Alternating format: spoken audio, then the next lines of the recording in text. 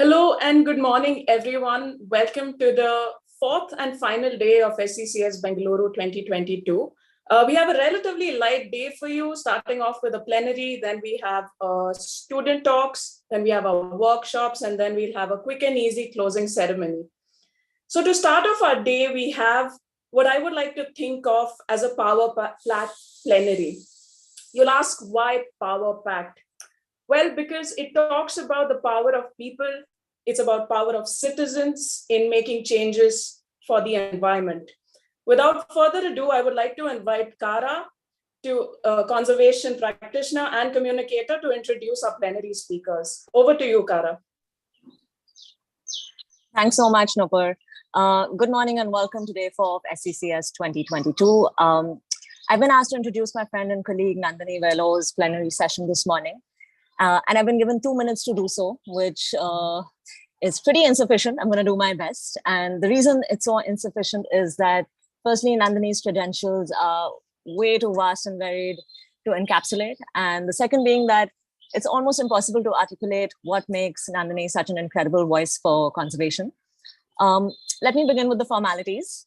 Nandini holds a PhD from James Cook University in Australia and a master's in wildlife biology and conservation from NCBS.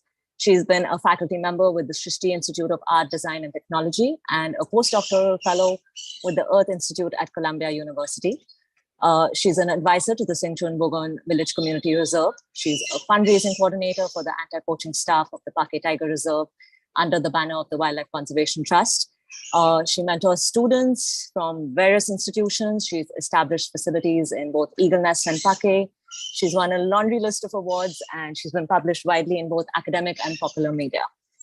Okay, now that the formalities are out of the way, a few personal words. I met Nandini back in 2011, about a decade ago, when we were both interns at the Ministry of Environment and Forest. She's a few years older than me and she was just so casually cool and generally warm that I immediately liked her and wanted to be liked by her in turn. But, you know, while Nandini's credentials are extremely admirable, of course, they are no more so than so many other researchers and scientists and conservationists in the country.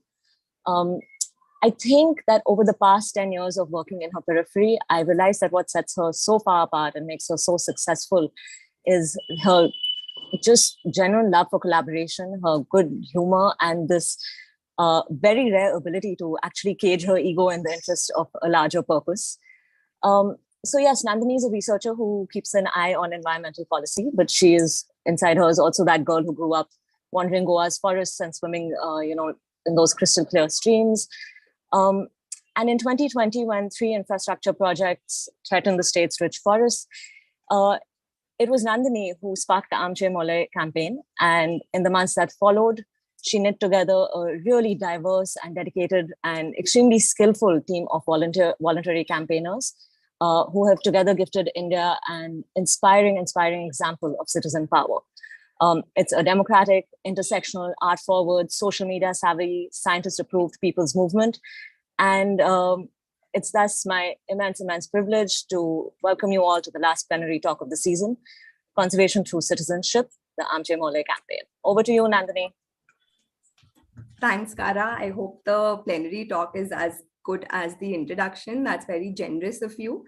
And I would like to introduce today that it's not just me who's been doing work, but it's really about a team effort. And over to the team of Sherry, Trisha, and Omkar, who are co-presenters.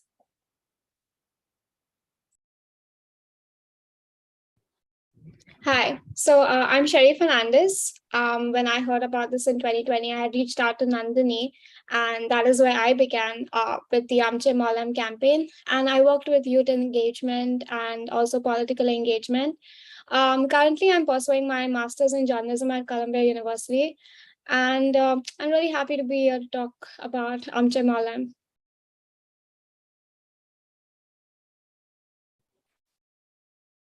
Hi, I'm Trisha, also part of the Amche Mollem art director team. And I've also been part of the movement since 2020 and also happy to be here to share a bit about the art and the role of it. Good morning. I'm Omkar Dharwarkar. I'm also part of the Amche Mollem campaign, and again came to know about these projects through Nandini itself. So I've been part of the science engagement part of this campaign, and glad to be here on this platform. Thanks, everyone. So we'll go on to our collective presentation, which has really given us time to be retrospective and introspective, to feel multiple emotions, including the feeling of Mo Gasundi, which is Let There Be Love in Konkani, what Dr. Dolly Kikon examined in a plenary a few days ago about Moram, right? And a reminder also that we didn't get here alone. So this talk is dedicated to the active citizenry that exists in Goa and many other states for forests, for wildlife, and human well-being. This is really to our parents, earlier generations, and fellow citizens who remind us that there are no shortcuts to make any place that is worth living. And I think just this picture of Goa, which is a dedication that was written by Vasco Pino, highlights what we want to dedicate this talk to. Special thanks also to our co-citizen volunteers who have rooted this effort, who continue to work behind the scenes and on the front lines every day. So for those of you in the audience, Malaika Chawla, Farai Patel, Lorraine Fernandez, Marisha Rodriguez, Ria Lopez, Nishan Saldana, Shivangani Tandon, Swabu Kohli, and others today that I may be missing. Thank you to you, and really thank you is not enough. I would also like we start counting the number of organizations, citizens groups, informal collectives that started to come up, that actually really helped in this campaign. And there are so many, and little thanks for the much that you've done. So these are some of the groups that we have mentioned, and I'm sure that we have missed a lot, and due apologies to all of you. If we have missed you, it's really a testament to the breadth of the people who have helped us. And last but not the least, I would also like to remember Julio Aguiar that we lost in the pandemic, which overlapped with the CEC results the day he got COVID. He, to me, remains one of Mollem's greatest friends, our most sincere karyakarta, and really a leader, a doer, and a follower at the same time. Something that has really also made me think, and a lot of us think about leadership in a more critical way. So with this sense of embeddedness and belongingness, I feel that it's also important to understand the concept and the context of leadership. So Simon Black, in this study that was published in the Open Journal of Leadership, states that wildlife conservation has been slow to examine the context of leadership. So in his paper, where he develops a leadership competence framework, he used basically a 6-factor model, which is each of these boxes, right? So he developed a leadership competence framework where he integrated these six factors that explored personal and leadership development. So what he found, so let's try and understand this whole graph a bit more critically in terms of what kind of leaders serve biodiversity.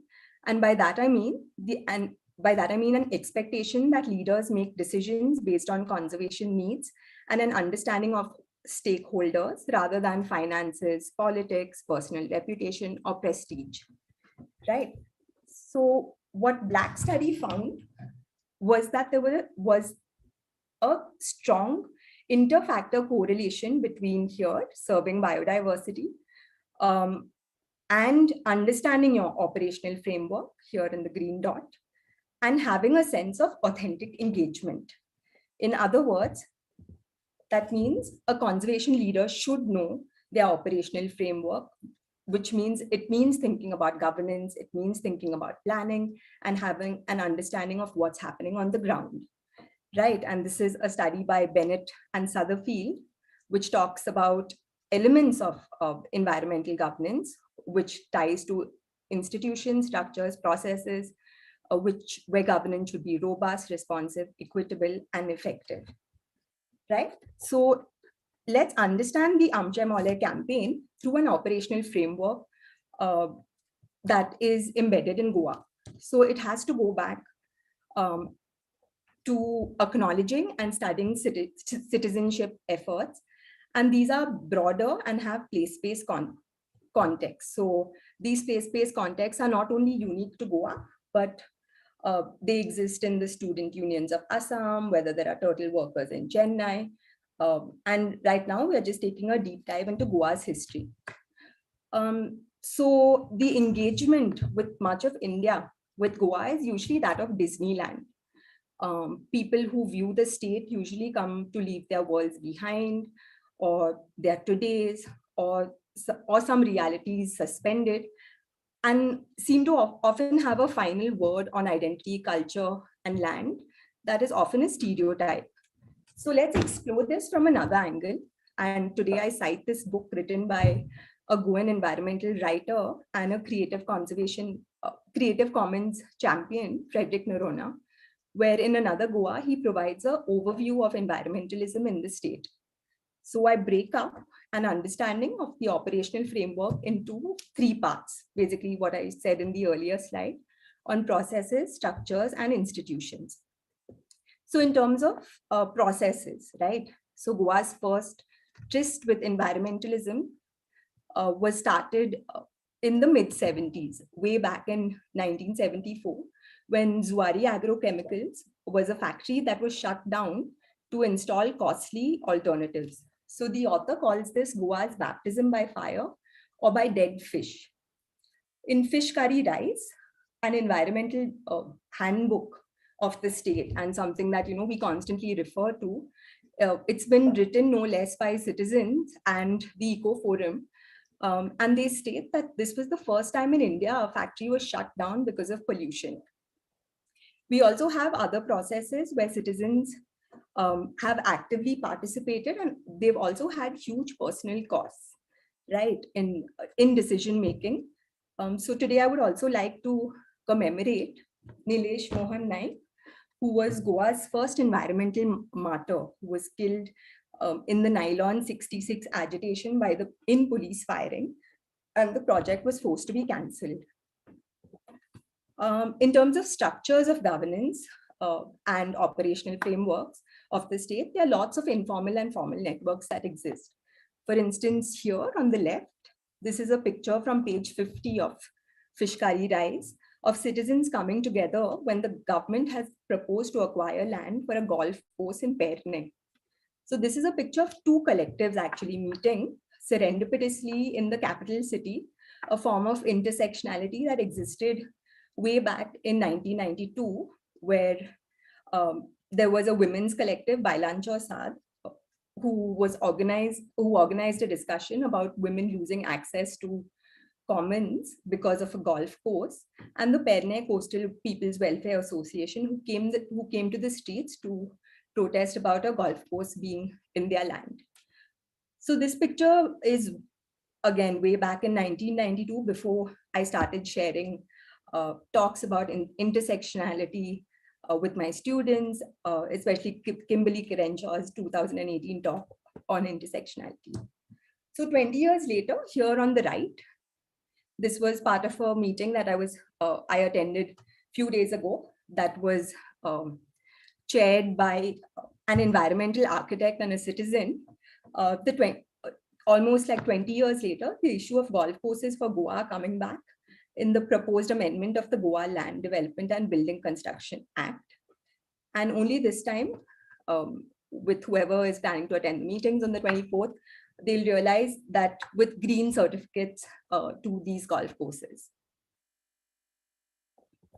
In terms of institutions, right, Goa has records of institutions that were formed because of the people who inhabit it. And we have the GRIA, the Goa Right to Information Act, that was passed 10 years later before the RTI that was passed in the rest of India. And of these, an analysis that was done in 2000 of the 1,449 RTIs that were received, a lot of them were directed towards small scale governance, basically at the village panchayat level. Having said that, it is also very important to overlay the theory of what I stated in the past and some very notable examples with the political ecology and the political economy that exists in the state.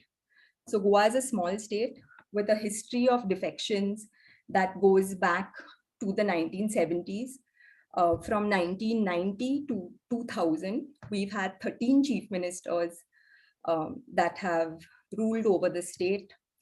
So it then becomes important to ask questions related to how do you combine a political economy with the concerns of ecology? How do we continue with respect to society-nature relations and the relations among people and governance itself? So this is actually here an example of just 3 days of news. The leader of opposition, Mr. Digambar Kamath, jumping to the BJP.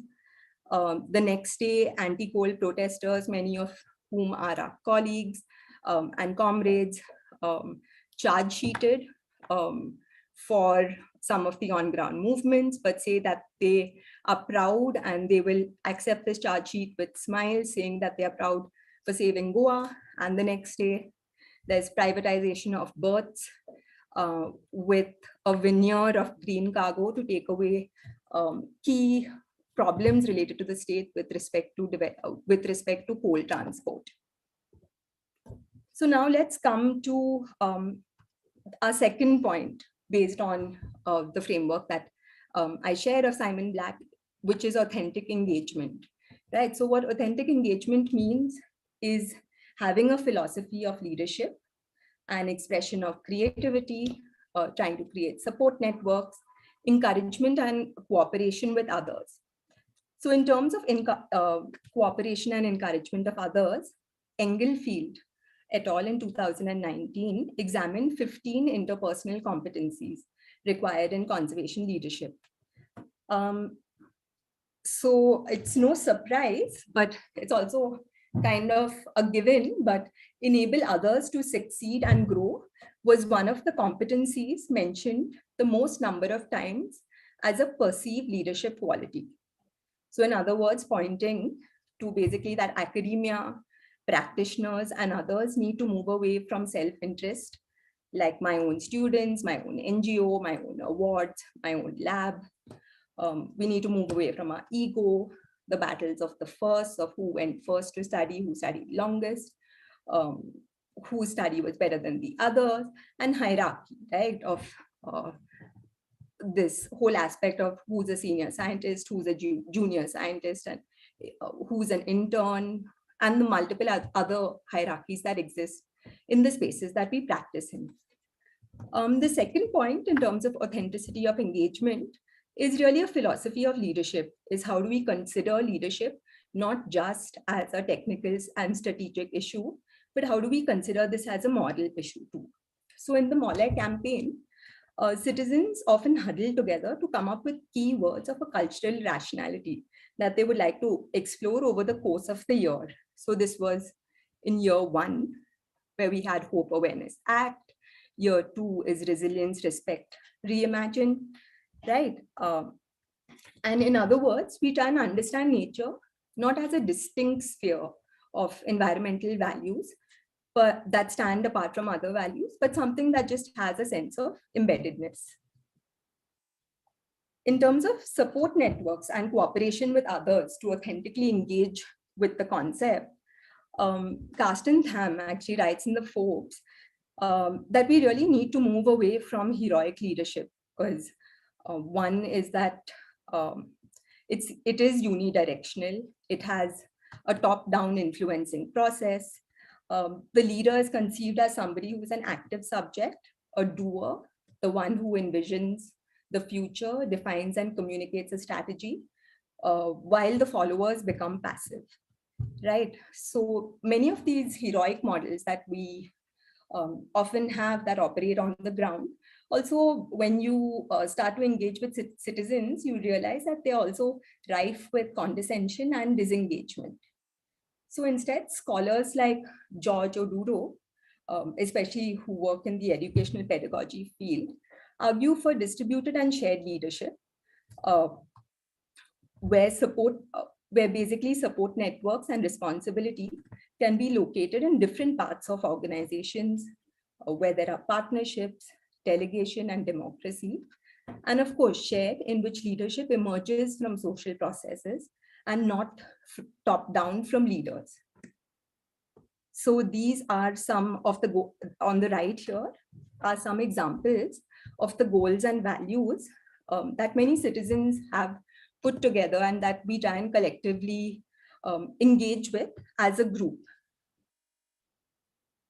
Given this context, this is a gap that we feel that organized citizenship can really play an important role, where organized citizenship provides a post-conventional form of leadership. It transcends formal management and reward systems of promotions and basically promotions and external metrics that exist in other organizations and institutions. And previous studies on OCBs have mostly focused on CSR and corporate greening and what are tree planting targets that are required. But we argue that the alchemy of organized citizenship, which is organized citizenship behavior, allows one to deal with a wide variety of situations at once. It also allows us to integrate with different levels of reality. So, for instance, this was when we met the Central Empowered Committee, and not everybody got access to meeting the Central Empowered Committee. And this was a quote that was shared with us as feedback, right? So the quote is that some organizations were gatekeeping the CEC meeting and didn't allow access. And Save Mollem is a group of scientists to defend other scientists who didn't previously speak up, right? So this is a level of reality that exists. And just for some context, I was the only scientist who was allowed to go in to meet the CEC members for time considerations, but it's a really important point for me to understand myself better, right?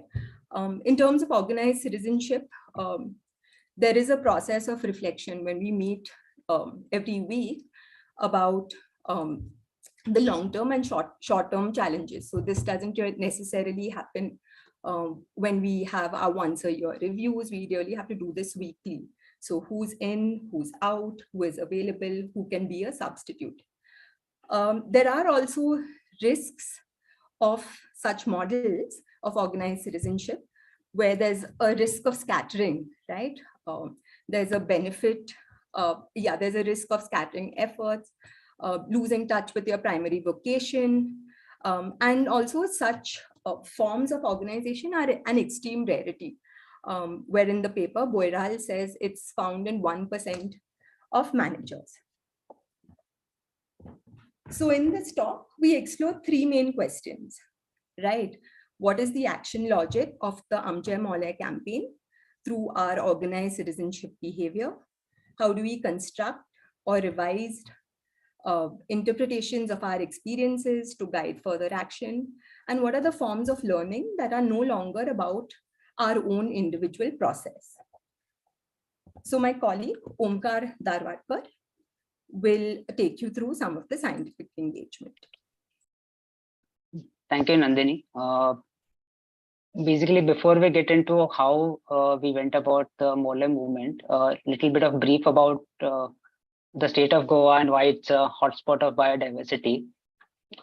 It is, like you all know, it's the smallest state in India, and within this small geographical area, it has a wide variety of habitats, right from the open waters of the Arabian Sea, followed by the coast, the plains, the lateritic plateaus, and the different kinds of forests of the Western Ghats, and which is why you see the amazing diversity of flora and fauna that are here. And of late, one is because the state of Goa was quite less studied during the Portuguese rule, and which is why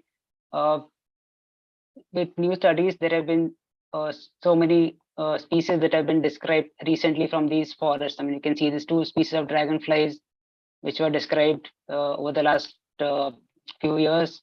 In 2021 itself, or I think 2020, the Hemidactylus goensis gecko was described right from the Goa University campus itself.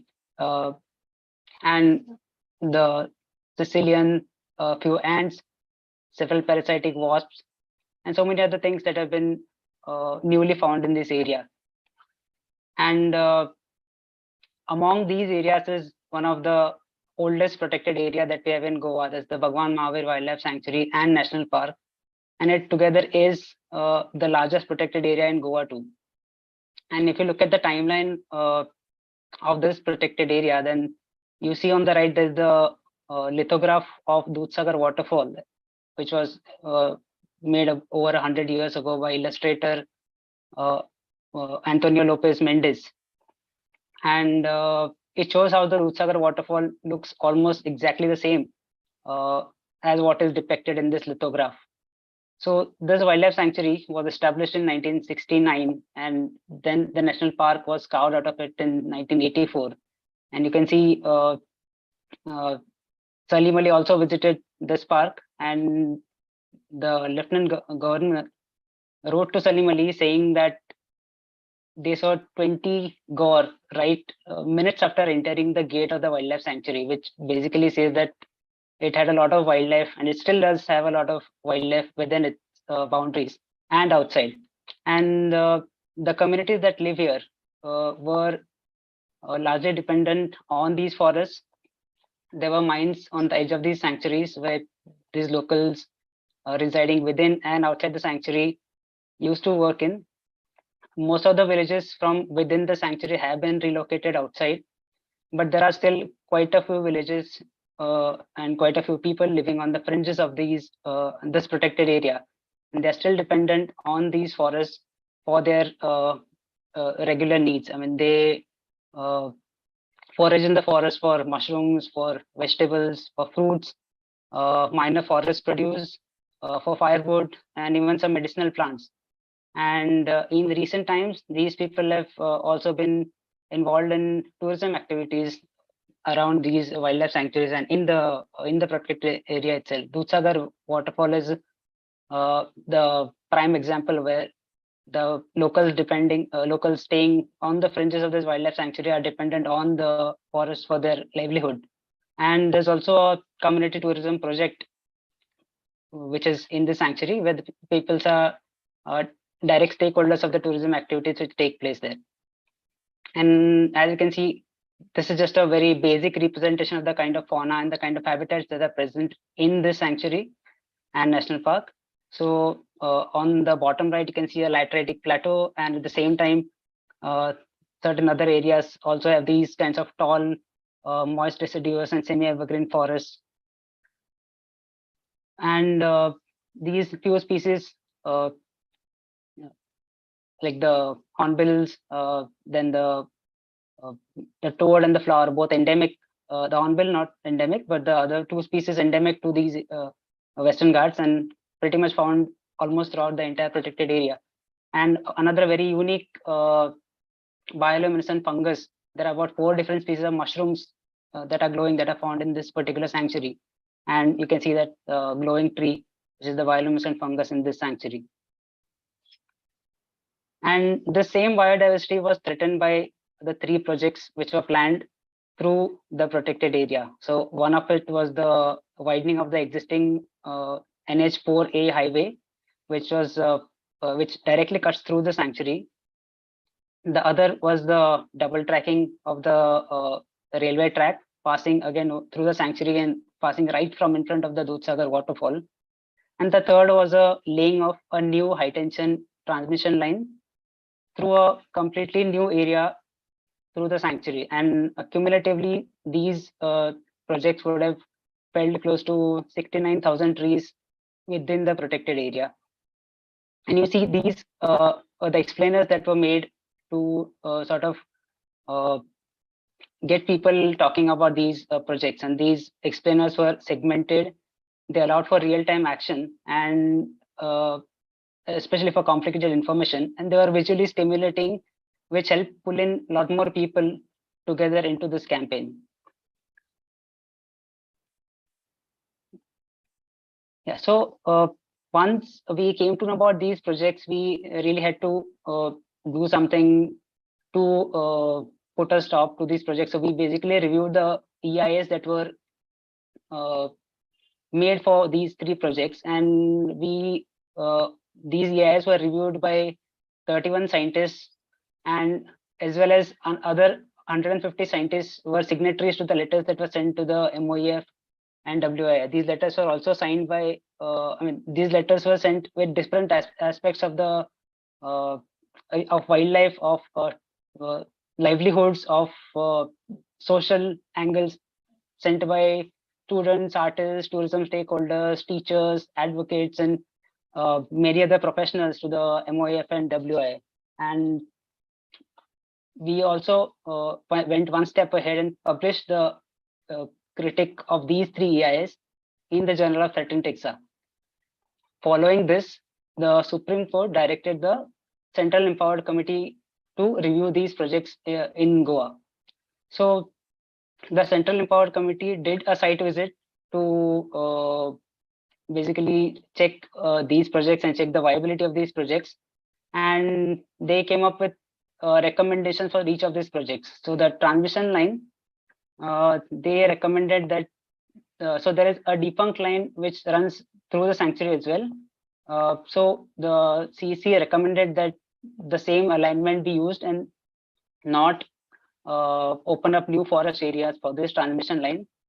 The railway project was recommended to be completely scrapped because that was the most disturbing and would have disrupted the entire wildlife sanctuary a lot, because it's the longest project as well out of these 3. And they directed the RVNLs, the Railway Vikas Nigam Limited, to apply for fresh permits. And the WIA have recently started recruitment for organizations and individuals to make the new EIA for the railway project. And for road widening, they sort of gave a go-ahead with increased mitigation measures. So in all this, we basically come to know that some decisions are not always science-based. So there are limits to science-based studies, because we see that the road EIA was the most poorly done environment impact assessment, and that was the project that was given the go-ahead by the Supreme Court. So it is not always that the science-based decisions are made. And some of the big gaps in the EIS were that from Unmode, from where the highway enters into Goa, to Panjim, which is almost about close to about 80 kilometers long. In that entire stretch of the highway, they mentioned that they did bird surveys, but there was no checklist provided, and it only mentions a single species of bird in that entire area. And another big gap was that the state animal, which is the gaur, was absent from the entire report. So these are like some major gaps, but still the road project got a go-ahead from the Supreme Court. And another, so the amount of engagement which also happened because of this report was that the tweet about this peer review paper, which was reviewed by 31 scientists, this became the most shared tweet from our Twitter handle. And I would actually like to thank the people who are involved in getting such a large engagement for us on Twitter, getting 10,000 followers within a short time. Malaika Chawla, Gilbert Soyuz, Ria Lopez, and many others from the Twitter team have actually made quite a bit of riveting engagement, where even politicians had to reply to some of the tweets. And this is a way which science played a major role in this campaign, but along with science, art also was a major part of this campaign. And Trisha would take you through the art part of the Save Mollem campaign.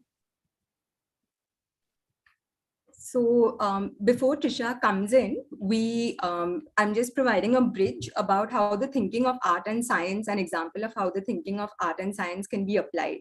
So this is one of our most compelling artworks that came from the campaign by an illustrator, Zai Borkar, right? And this is really the power of a single image to convey complex timelines, the past, the present, and the future of what fragmentation could do.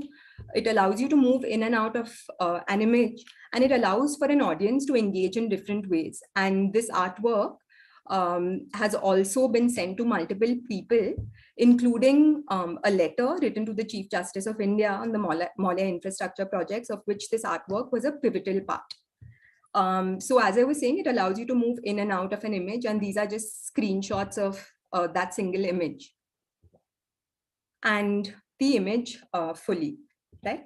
So Trisha, one of our art directors from the Mollem campaign team, will take you through how art has been used in multiple other ways that don't just include some of the science explainers that we have put out, but really it has been an effort to take people along. Yes, so the way art has been used is very diverse. We've seen campaign art from coconut trees and local bars, even as Nandini mentioned, a complex 7-page research paper being translated into one image and being submitted to the Chief Justice of India. So in August 2020, we had sent a letter written by artists, filmmakers and musicians, designers, dancers, and more, representing to the CEC as a larger ongoing effort that brought together the creative outputs and testimonies of hundreds of artists who were continuing to show their support to ensure that the forests of Mollem and Bhagwan Mahavir were duly protected. And more than 50 artworks from hundreds were submitted with this letter, and all of which came as support for the biodiversity that Mollem and Goa's forests hold, and that exists as a wellspring for our creativity. So following this, in its report, the CEC acknowledged the submissions from people's representatives, artists, painters, illustrators, musicians, sculptors, students, villagers, and more, who had raised objections against these 3 projects. And therefore, art hasn't only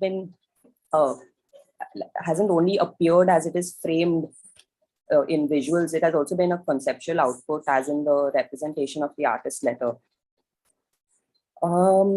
It's also been a case of art moving in and out of the conceptual and digital realm and onto the streets in unscripted and scripted forms, like documentary productions, as in the film Goa's Green Heart, which received a huge response and it mainly also moved to things like protests, press conferences, even police arrests. And there was a 17-year-old student, Zidane, who came for a Liberation Day street performance and managed to escape being arrested while watching other citizens and students being pulled into police buses. He felt so strongly about it that he created a heartfelt sketch that was colored in by another artist, Swanand, which we later used for the movement's 2-year anniversary. So we then come to art that has a virtual and an on-ground presence. So taking an example of one of these real-time case studies is the hashtag Flood Your MLA. And hashtag Flood Your MLA. And at the onset of the state legislative assembly that Goa was going through devastating floods and the pandemic, and it was extremely crucial at this point that our MLAs raised these issues of the climate crisis in relation to the health of the forest. So we made visual explainers as sets of separated asks and actions that citizens could take further and share. The political engagement starts with explainers, for example, describing the role of our representatives and how we can engage with them, emailing, reaching out on social media, or even meeting MLAs in person to submit questions that they can raise in the assembly. So explainers on the crisis, for example, the forest and floods, flooding Instagram stories, which received more than 7,000 views, was a prime example of citizen journalism, where images and videos were received from citizens on ground. A write-up was done by an ecologist, and lastly, it was compiled and designed by an artist. And so the engagement went steps further through citizen action. We created explainers and samples on call to actions like finding out who your MLA was, how to reach out to them, how to share those taken actions on social media so as to encourage more citizens to do the same. The people held placards of Raise My Mollem questions, responded to MLAs, blocked email addresses through tagging them on social media, shared screenshots of their emails, and it did encourage more citizens to engage further. People even played a bingo sheet we had created for these actions, personalizing these important state issues through these like lighter actions. So the follow-up was explainers. The follow-up was explainers to the results of these citizen actions.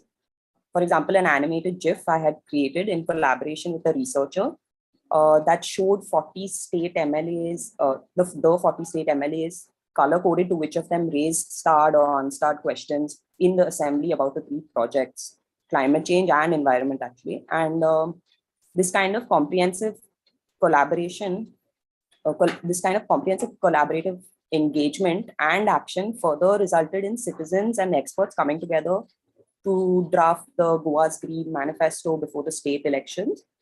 And there was also an appreciation that flowed through social media from citizens and politicians to include the Green Manifesto in their party manifesto. So political parties have had to take a stand, and we have Sherry here who will explain further about the political ironies and youth engagement.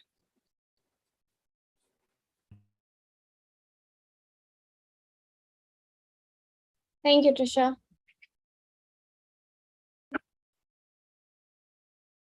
So the Amche Mollem School of Life, it's not just metrics or success, but making meaning is central to learning and a significant unacknowledged skill. So basically what this is that, like I mentioned before, I started off in 2020, I created a blog, and then from there on, I wanted to do something. I wanted to know how I could help, and I gave it meaning. And learning is not just skills, it's how you respond to events, it's how you want to make meaning out of something and you take action on it, and that ultimately leads to action. So the action here that it led to was, you can see all of these publications, The Guardian, which is a really well-known publication. There's several of them, Al Jazeera, Pulitzer Center, The Hindu, so many of them covered what happened because it was a collective action that took place. And that was given meaning by so many of us that were just regular people, but felt something about this. And negotiate meanings and purpose instead of passively accepting social realities. All of us could have said, oh, what do I do? Or the corruption is always there. The politics is so corrupt, or it's so terrible in Goa. But instead of passively accepting this, we decided to collectively do something about it. I'm sure at some point, some of us were like, okay, like, how do you deal with this? But we all got together and we decided, regardless of what was going on, we would still work and try to do something about it. Now, intergenerational solidarity and learning groups. So this is basically the career development stage kind of falls back to us. And this is basically how mixed groups contributed towards a bigger cause. You didn't have, you didn't have groups like 60-year-olds who said, okay, I'm only going to do this, and now the rest of y'all can focus on that. It was not like that. Everyone gathered and everyone contributed in everything that they could.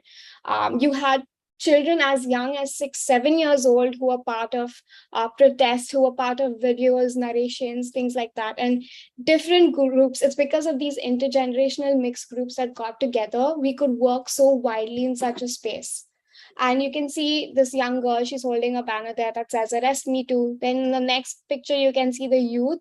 And then in the third one, you can see the older generation that says that accepted the charge sheet against them because they felt like they were doing the right thing. Now, this is my favorite slide. This is flash mobs and political engagement, which is my favorite part of Amche Mollem. So like Trisha mentioned about the flash mob, she mentioned about, so if you can think of anything, any form of outreach, I'm pretty sure that Amche Mollem had it, whether it was animations, whether it was artwork, whether it was songs, music, dance, anything. I'm pretty sure Amche Mollem has it on their Instagram page, and that is the beauty of it. And so here we also had students that, like Trisha also mentioned, flooding their MLAs. We had students kneeling down for Mollem. They flooded their MLAs, and they also wrote letters and physically went to their MLAs to give it. And this was some of the political engagement that occurred. But I'm also going to talk about the ridiculous things that these MLAs said to us. And why I'm saying this is because these are people that are actually leading this country. They're leading this state. And it's quite questionable. For example, Nilesh Kabralia, the Environment Minister of Goa, he says he actually threatens us. He doesn't say it. He threatens us that he will cut connections if people don't want Mollem power project. Let them apply. That's what he says. But I'm going to talk about another ridiculous thing he said. And I'm going to quote him here where he says, arresting protesters is a part of development and progress. Arresting protesters is a part of democracy. It is a part of everything. Now, this is the exact opposite of what democracy is. And this is the environment minister saying this to D'Souza, who was also quite stunned when he said that. But this is the kind of engagement that we had with politicians where we held them accountable. And we also spoke to different parties. We spoke to TMZ, we spoke to the Congress, we spoke to Priyanka Gandhi from the Congress, Digambar Kamath, we spoke to also Reginald. And like Nandini mentioned previously, two of them switched parties. Like Digambar Kamath, he switched to the BJP. And it's quite ridiculous again, because his reasoning was that he spoke to God, he told God about his circumstances, and then God spoke back to him and told him that it's okay to switch, and whatever he does, he'll stand by them. And now it's great to talk to God, but it's a problem when God starts talking back to you. And you need to understand that all of these ministers, especially the ones who switched to BJP, they had already a stand, like they had already taken a stand on these projects before. Like they already had taken a stand against them before, and they promised a lot of things, but eventually this happened. So this is just some of the political engagement out of a lot of them. Trisha and I have spoken about the citizen leadership movements, and now we're going to ponder about the collective gatherings. So some of the internal and collective ponderings that we had among ourselves was just some 3 quotes that I would like to share today. Right. So the first quote is that the anxiety caused by environmental degradation made me feel alone before. Joining hands with other citizens makes me feel stronger and like I can actually do something. There are people I don't even know very well that I can depend on. Another quote was from our team and the larger group. Why do our scientists feel so self-important, yet often lack courage in speaking up and talk only about the cost to ourselves or our permits? What about other citizens who have FIRs filed against them? The third quote, this campaign has often made me think of how do we form a we and move away from an I in the life and times of Instagram. So how do you hold it all? How do you hold it all together, introspect, and yet remain introspective with respect to a conscious reflection of ourselves? So as a scientist, how do we think of a relationship and a sense of belongingness as a functional unit of conscious reflection? By that, I really mean, how do we apply realistic inquiry methods to authentically engage with the limits of our own practice, right? What is the limits of our work, for whom, under what circumstances, how and why? Also, how do we authentically engage with ourselves and how we feel, introspect, yet remain effort-driven, right? So there is, just from the quotes before, this is a paper by Marcus and Kitayama on culture and self. And these are just some of the green dots that I've put here for some of the feelings, the multiple feelings that we feel together, while also having to be effort driven. So how do you hold it all together? Right. So some collective learnings that we've had about the campaign are what are some of the steps of preemption that are possible. So for instance, what is the role of scientists to speak and work with society rather than speak at society in a unidirectional way? Do such efforts of organized citizenship have restorative and creative potential for forming and forging alliances that have a humility in our approach, right? And a courage to acknowledge that interdependence is really necessary and there are limits to what we can do by ourselves.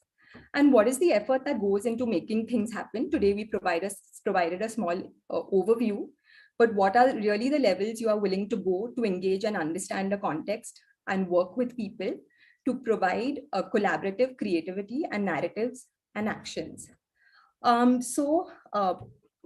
We have some further proddings and ponderings, and we're happy to take questions. Today, we're also joined by Dr. Claude Alvarez, the director of Goa Foundation. He deserves to have a plenary talk just about the work that he does and what Goa Foundation has done. And I'm sure in the Q&A, we will be happy to take any further questions. So this is the reference list, and thank you.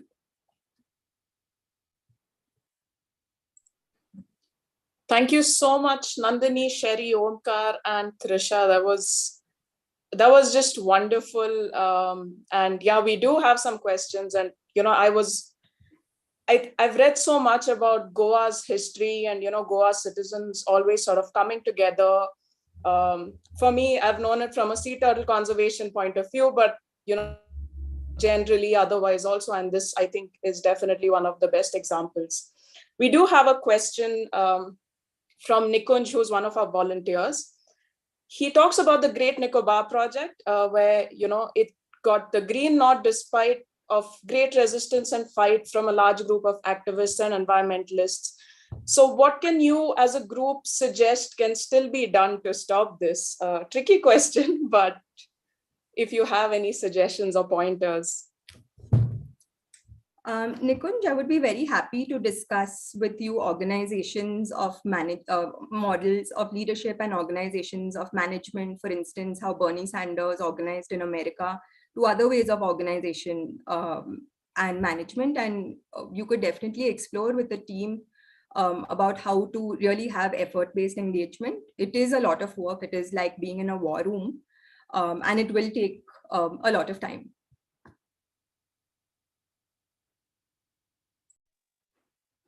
Thanks, Nandini. You spoke about, you know, everyone uniting together, not just, you know, scientists, but also artists, just absolutely everyone. But I'm sure there may have been moments of, you know, when you get that feeling, slight feeling of you know, you get discouraged, or you have this feeling that, oh my God, it's not moving at the pace that you would like it to move, or, you know, those weird self-doubts and questions we all have. I want to know, as a group, how did you tackle it, not just yourself, but, you know, keeping an entire collective of, I don't know how many people motivated to sort of carry on through this, you know, and keep fighting? I will pass this question on to Claude. He will have certainly some comments about when you feel discouraged, how do you decide to move on. But I just think that the Amche Mollem team is learning by doing. You have to do and learn at the same time. Claude, over to you for some provocative ponderings. Yeah, in looking after life of activism that's stretching 40 years, we don't think generally in terms of, you know, victory and loss, success and failure, because life is not like that. You don't measure life in terms of success or failure. That's commerce, that's money, that's all sorts of other things. But life is whether you are part of a stream of things that are living and you are part of a web, and how you deal with your role in that web, that's the most important thing. Now, sometimes you may fail, sometimes you may succeed. So, but generally in most of our campaigns or struggles, we never get 100%. It's very rare. For example, yesterday we got a judgment from the Bombay High Court, 100%, where they said that the NGT cannot, appoint special benches, and they cancelled all the orders appointing special benches. That's a 100% thing. But in the case of the Mollem projects, we didn't get 100%. But if you look at it in practical terms, we did get 100%. Like the railway track, they said you go somewhere else. The high tension line, they said no, we're not going to allow you to go into a virgin part of the sanctuary. So that's also 100%. And the third thing was the national highway, which despite whatever you've been informed so far, it's not no sanctioned yet. I mean, it's still there. Let's see what happens there. Now, there again, we have a plan A, and we have a plan B, and we have a plan C. So a plan A would be to keep it as it is, so that you have no expansion of the road. A plan B would be that we go by what is suggested by the Central Empire Committee, which is still fairly good for wildlife, but we don't agree with it, but it's still better in the long term or whatever it is. And plan C will be that we use, if we use the Central Empire Committee alignment, we will still want more, passes and overpasses and so on for the sake of the wildlife. So life is always like this. It's not 100%, oh, everything's cancelled. You get a substantial amount.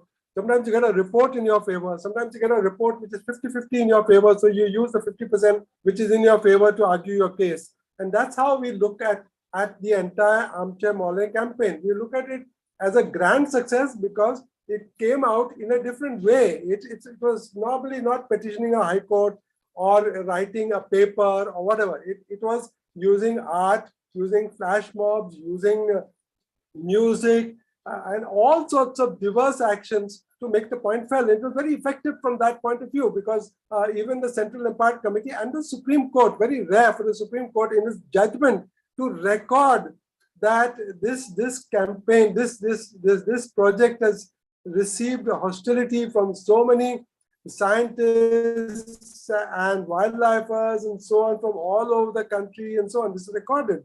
It's never really recorded in Supreme Court judgments. So we have, in that sense, made an impact. So I would persuade you, sometimes we fail even 100%. But suppose we had failed 100% in Amche Mollem, it would still not be a failure because we would have created a huge number of younger generation people who are exposed to these ideas, who would probably refine their techniques so that the next time they wouldn't fail. But that amount of immeasurable gains in terms of people empowerment, ability to talk, ability to dance, ability to take up an issue, convert it into a public awareness tool, all these things we will never lose. They will become part of the generation and the soul of this younger generation for who knows how many decades. You should look at it from that point of view. Absolutely. It shouldn't just be about what we won or lost, but how you played the game, sort of a thing. We have another question from Venkat. The speakers identified intergenerational solidarity as one of the key pillars of the Amche Mollem campaign. This was very interesting. However, how far was the campaign able to draw in people across classes? For instance, did it engage with non-English speaking people? And the second part of the question, with people who might have benefited in the form of livelihoods from the development projects that were proposed? So thank you for that very important question, Venkat. Today, we have only got a subset of people who have contributed to the campaign, many of whom could not be on an online virtual conference such as this. We have very much included, and this is not only active, but this has been part of where we started. We have very much included people like Theatrish. There's always been a contestation about them being able to take a stand that is very forthright, very provocative, and very unidirectional. right? In terms of what they say, we've had internal discussions of if there are abuses hurled at the chief minister, right? Where is it? Does this go on our social media or does this not? And how do we also extend solidarity to them as a function of who we are? So it doesn't mean that we do something with Molle in our professional lives or when we volunteer and then we don't participate or extend solidarity with other groups who speak a different language, come from a different class, and come from a different socioeconomic strata. In terms of engagement with people who benefit the project, there has been some preliminary conversations, again, also embedded in a deep level of contestation, right? Where when handles are created, there's often a different handle that is created by a IT cell, which has like Transform Goa, to try and that is also backed by project proponents in some way. We could hypothesize about that. So there has been an engagement in that field, but there's also been an engagement with trying to understand where is it that the politics is embedded in these other narratives. Sherry, would you like to add anything else? You're on mute.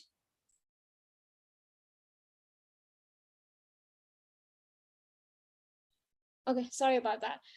Yeah, so I've actually had conversations with people on Twitter. Like Nandini mentioned, there are Twitter handles created by the IT cell that kind of wait to say something or put their ideas across. And we've had conversations. Some people we've spoken to kind of spoke really well with us. They put their arguments across. We've taken their arguments, like we've actually had conversations with them.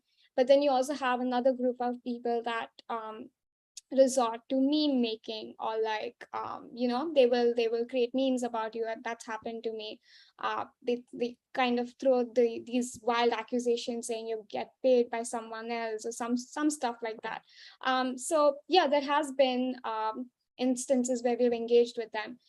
With regards to your, you've also mentioned if we've spoken to non-English speaking people, there are non-English speaking people that have contributed as well. I remember there was a poet that had contributed in Konkani. He had contributed some poems and stuff, and he had really written it really well. And we've also had like people across the globe that have contributed, people that don't have Indian friends, never been to India, never heard about Goa before this, but they've contributed as well through pictures, through animations, through videos, things like that. So there has been a wide engagement, not just with Indians or Indians abroad, but people that have no idea what Goa was before this as well.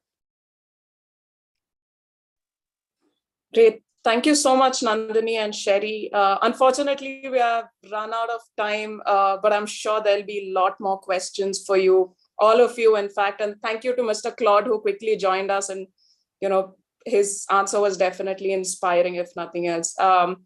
Once again, thank you, Nandini, Sherry, Omkar, and Trisha. We've learned a lot today. And I'm pretty sure, you know, participants would love to engage with you after this plenary as well. So do go on to our Slack workspace and address any questions that may be there for you. Thank you so much.